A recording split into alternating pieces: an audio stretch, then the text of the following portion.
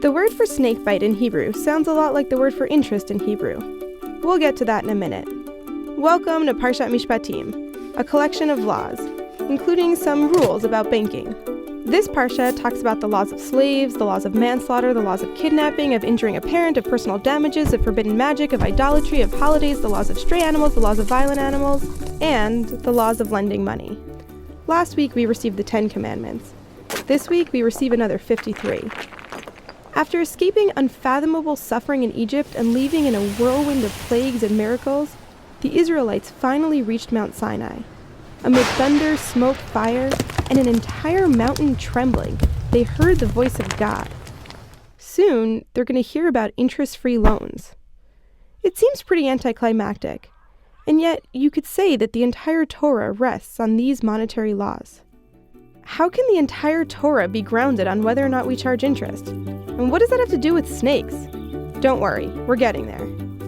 The Torah says, "If you lend money to my people, to the poor among you, do not act toward them as a creditor.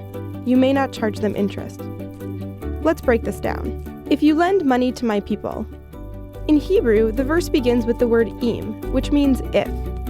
Rabbi Yishmael, one of the sages of the Talmud, the oral tradition, says that everywhere in the Torah that the word im is used, it's a choice, with the exception of 3 places.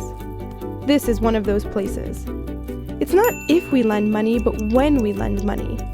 Helping others isn't an option, it's a requirement and a necessity. To the poor among you. What does this mean, among you?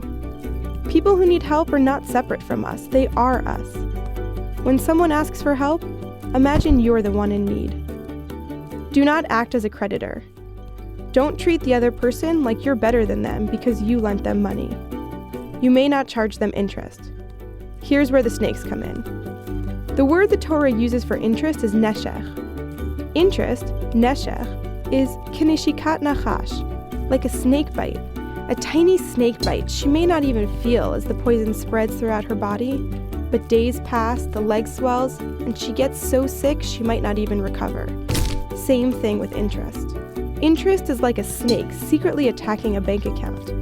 When someone wants to borrow money, whether it's to help buy groceries or maybe to go to school or buy a house, and they have to pay back just a little more money than what they borrowed, it starts as a small little bite. He may not feel it at first, and he might not even notice it, but slowly it swells, increasing bit by bit, requiring him to pay more and more and more money, making it nearly impossible to ever come out of debt. It's not only the Torah that's grounded on whether or not we charge interest, but our entire society. The real measure of a community is based on how we treat others. When someone asks to borrow money, do we use that as an opportunity to help them, or do we use it as an opportunity to help ourselves and make ourselves rich with tiny little bites of interest? Because if we, who suffered in Egypt for hundreds of years, don't know how to show compassion, then we receive the Torah for nothing. We're no better than the Nachash.